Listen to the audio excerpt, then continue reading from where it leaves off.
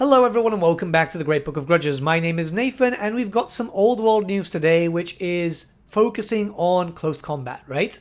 This is the old world almanac, fight the good fight in the combat phase.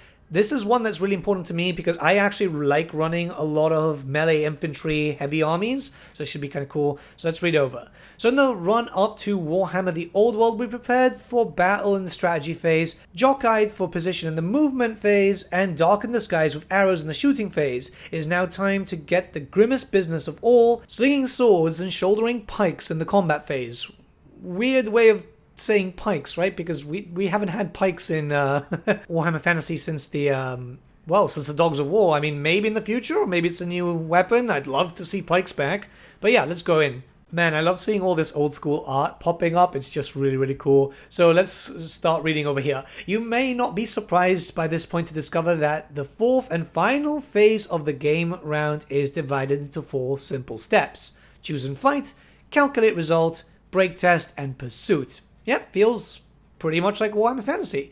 As with the shooting phase, these steps are followed in order for each separate combat. It's too complicated to summarize in full here, but this article should give you a flavor of how it all works. I don't think telling people that it's going to be kind of complicated is the best way to actually do things. You begin the phase by choosing which combat you want to begin first. In general, fighting happens in ranks, and only the first rank of an engaged unit can fight. Oh, okay, so only first rank. That's very different. We used to have 2 ranks there. However, a unit with a wider fighting rank than its opponent can still attack with every model in that rank. Your troops surround and envelop the other regiment. That's weird, isn't it? Very more like 4th edition, I think. There are plenty of wrinkles to this. Some models may take supporting attacks from a deeper rank, okay. Multiple units can be engaged in same combat, that we already know. And any model that is able to fight without being in base contact may only make 1 attack this turn, okay. I mean, you're still going to get a bunch more attacks, which isn't too bad. And I mean, Night Goblin art is always nice. I'm actually painting up 100 Night Goblins, by the way, so it's kind of nice to see this. So let's continue there. Once you've worked out who can fight, it's time to determine initiative for each model and see who strikes first. Again, very much Warhammer Fantasy. The model with the highest initiative strikes first, and so on down the order, with a bonus for charging. Oh, okay. And a bigger one for hitting them in the flank or the rear. Okay, so you're going to get more initiative for that. That's actually kind of good. It's a bit of a different thing, but yeah, that means that if you get them on the flank and the rear with elves, it's more than likely that you're going to be able to hit them first before the elves hit you back. But yeah, let's talk about this. There could still be a situation, however, in which a lumbering foe, like a stone troll, initiative 1, oof, that's slower than than even lizardmen were in fantasy, but okay, may find itself striking second on the charge against the preternatural sensors of a sword master of Hoeth, initiative 6. Oh wow, even the elves have lower initiatives. I guess it's just to make sure that the stats aren't too confusing. I mean, so far everything sounds pretty good from what I'm reading, at least. Obviously, when we get to see the full rules, things might change, but it still feels like Warhammer Fantasy. There is a few changes though. Combat is very curious for me. I do want to see how that's going to work out. But more news is to come here with weapon skill and rolling to hit. It's nice to see that chart back. Oh god. It's actually really, really nice because it's one of these things where the nostalgia's hitting pretty hard with those big charts. But let's read over here. The big news here is that we're back to the classic weapon skill stat, which means higher weapon skill is better, and that to work out each model's roll to hit, you must compare your weapon skill against theirs. Yes, the to-hit chart is back, and it's beardy as ever. Bad news if you're a Goblin Spearman, but fantastic for that Bretonnian Duke who's about to skewer them. So, yeah, this might seem complicated to people who don't play anymore, but it's actually really simple, right? You go attacker versus the defenders, and it's not that difficult. One thing I will recommend for those of you who are playing this game when it eventually comes out, print it out. It's the best thing you can do. Cheat sheets. I'll have a video on how to do a little bit of a cheat sheet in the future when we actually get to see the rules properly and the rulebook gets released.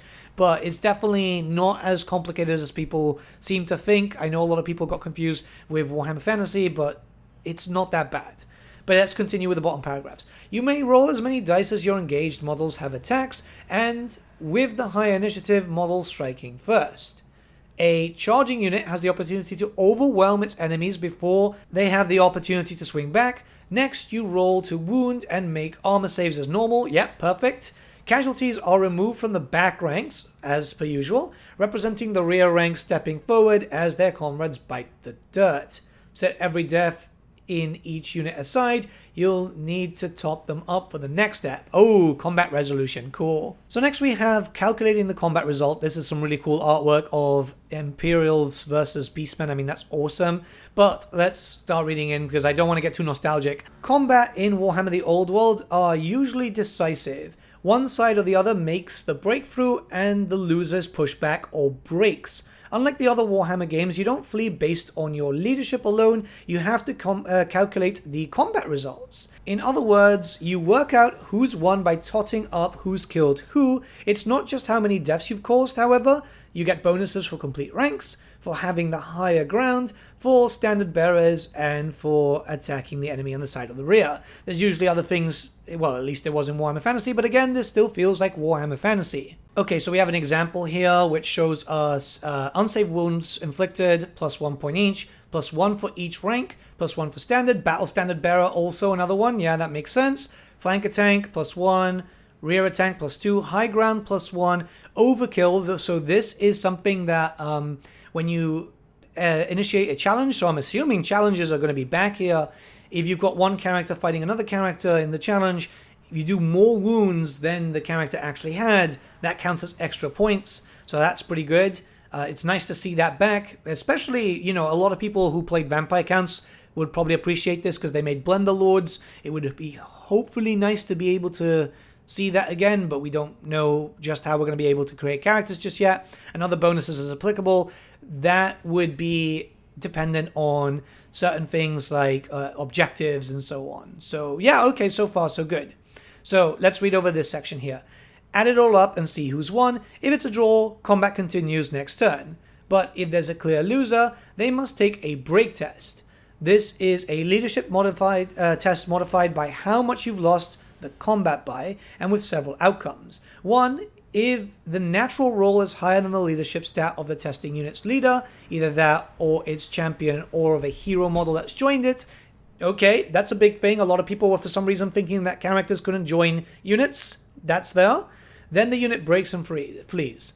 Okay, so big thing. I don't know why people kept thinking that, right? But like, it's Warhammer Fantasy. Your characters need to join units or else they die. So yeah, this is cool. 2, if the unmodified roll is higher than the leadership stat, but the natural roll is lower, the unit falls back in good order. If the modified roll is lower than the leadership stat, or if you roll a double 1, the unit gives ground. As you can see, this is a substantial change to combat rules from the last few editions of Warhammer Fantasy Battles, and instead combines and refines a selection of rules from earlier editions and spin-offs of the game.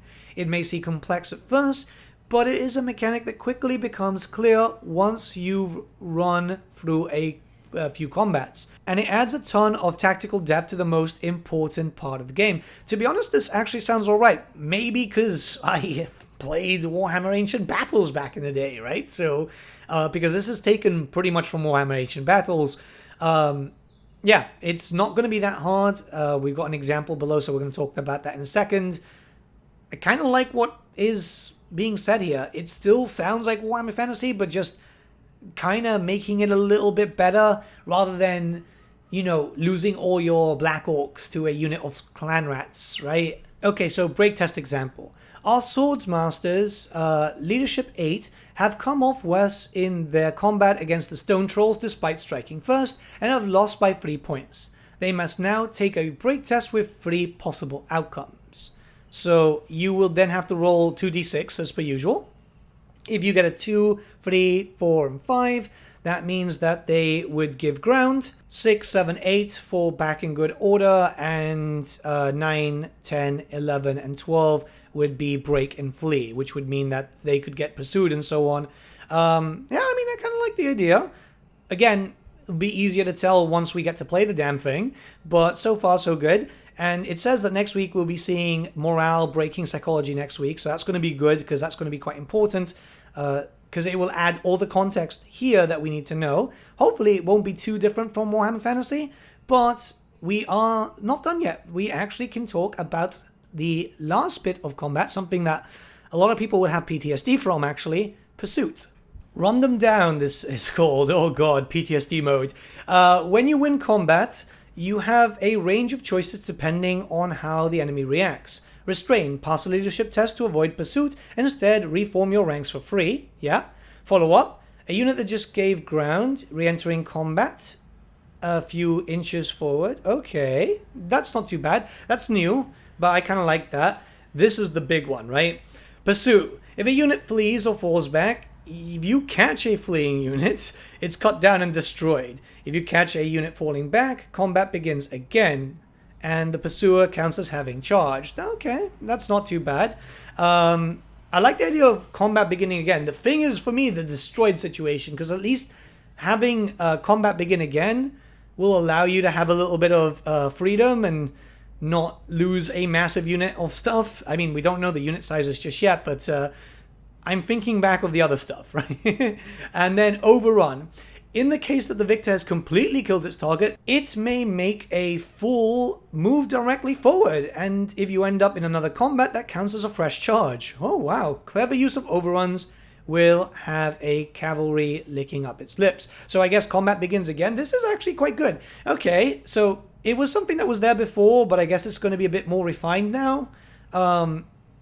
Gotta say, I'm actually really happy with what I'm hearing here. This all sounds really, really good. Again, will probably be a bit different depending on when you actually play it, but in paper, well, in verbal, well, on websites, it sounds interesting. Before everything ends, we do have a little bit of magic here, which is there's plenty more to the combat phase. Wizards can use assailment spells, for instance, while units fighting from behind a barricade or a wall benefit from extra protection. Yeah, but they don't actually give us details regarding the extra protection. That's good to know, though, considering that obviously we know that the Bretonnian archers will also be using the stakes again, so I'm actually quite happy about that. But we do have two spells here, so one from Battle Magic Hammerhead. As the Battle Mage chants an invocation, their fists become like hammers, falling upon their foes with great and terrible power. So it has a casting value of 7+, its range is in combat, so you have to be in there. And the effect is a single enemy unit the caster is engaged in combat suffers 2d3 strength 4 hits, each with an AP of -4. That's going to be pretty nice against other Bretonnians, because usually they're going to be heavily armored. Chaos Warriors, those used to be heavily armored too. I'm obviously taking the assumption that the armor values will be the same, or if not, you know, similar. But yeah. Soul Eater is back, but it's a combat range spell. Okay. A single enemy model the caster is engaged in combat with suffers a single strength 3 hit with the multiple wounds 3 special rule with no armor save permitted. Ward save and regeneration saves can be attempted as normal. I wonder if these spells can also be like overcasted to be a bit stronger, because strength 3 isn't good. I mean, you know, multiple wounds, there's a chance of you killing a character, but even then it's kind of minimum, especially since like toughness could be higher on characters and so on. I guess we're going to have to wait and see. I mean, we don't have a proper reveal, right? They might do a full dedicated article on magic, but yeah, I mean, everything sounds good. I'm not trying to be a doomer here. I'm just looking at things realistically, and that's the big thing. Everything feels like Warhammer Fantasy. There's going to be some people being angry about that in the comments, but I'm happy with what I've read so far. So, yeah, I mean, this sounds good. What do you guys think? Let me know your thoughts in the comments below, and let's start a bit of a discussion.